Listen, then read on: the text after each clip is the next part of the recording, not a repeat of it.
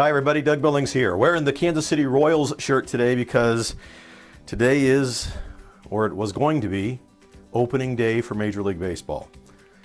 We'll have to wait a few weeks, but it's okay. We'll get there. We'll finally be able to have that first pitch, and life will go on, and we're going to get over this thing. I think it is possible for many of us to learn a few things and to look at this whole COVID-19 thing as a way by which we can see blessing, believe it or not. Now, I've been critical of the entire country shutting down, and I've been critical of the economy being shut down. I think we need a good, strong, vibrant economy in order to take care of sick people. If we crash the economy, it's going to have a ripple effect. Businesses won't be able to provide medical equipment, supplies, and so forth. People won't get the care they need, and so on and so on. So clearly we need to take precautions, right? Wash your hands, take care of the elderly and the medically fragile. But, you know, there is good news in all of this. Compared to other things like malaria, pneumonia, cholera, AIDS, this COVID-19 virus has not yet met those levels. And we don't really have proof that it's going to. In the grand scheme of things, there's 0.015% of the entire planet's population that's affected by this thing. That I'm not taking it lightly. I don't mean to offend anyone who's been personally affected by this, who has a family member that's died from it or so forth. Clearly, every death is a tragedy. But in the grand scheme of things, you guys, this is not something that's going to stop the world. This is not something that's going to stop the entire process of what we do. It's not going to end us.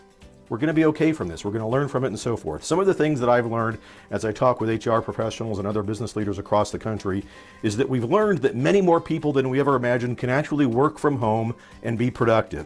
So my suggestion would be, take that and run with it. After the dust settles from this, let people continue to work from home and have a work-life balance that's acceptable to them. This is clearly going to be needed in the younger generations, and I think that those of us still left in the baby boomer generation ought to consider that and make reasonable and good policies that support that.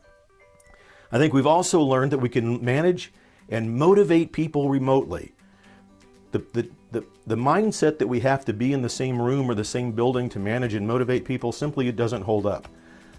And so let them work from home, monitor their work. We'll be able to tell if the work is done, and we'll weed out the people who want to play games with those policies. But I think we ought to explore more of that, and I think that this whole pandemic and the reaction to it has caused us to reflect upon the possibilities and the blessings of that, and I think it's a good thing.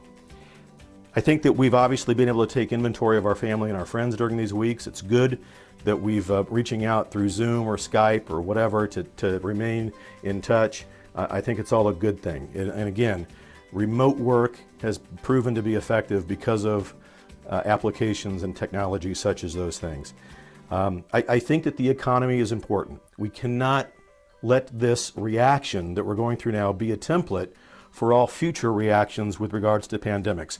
We simply must resist the temptation to shut down entire economies just to react and reflect upon and to deal with pandemics. Without a healthy, vibrant economy, we won't be able to take care of sick people. It has a ripple effect. We won't be able to have businesses open to provide medical equipment, supplies, and so forth. Sick people won't get the treatment they need. You get my drift. A strong economy is necessary. We're not ranking economy above lives. The economy and human life has really a symbiotic relationship. One can't really survive without the other. We need businesses, we need corporations, and we need workers. Workers keep the businesses going, businesses feed the economy grows, becomes stronger, and so forth. If we don't have an economy, there's no jobs. If we don't have an economy, healthcare takes a hit. More people will die if the economy is in shambles. That much I know to be fact. So, the good news is that of all the people that get COVID-19, 98% of them recover from it and 87% recover without any medical treatment. Let's take it seriously. Continue to wash your hands. Tend, please, to the elderly and the medically fragile. But let's breathe. Let's reopen the economy. Let's get back to work with good safety practices in mind. And let's look at the blessings that this period of reflection has caused us to consider. Believe it.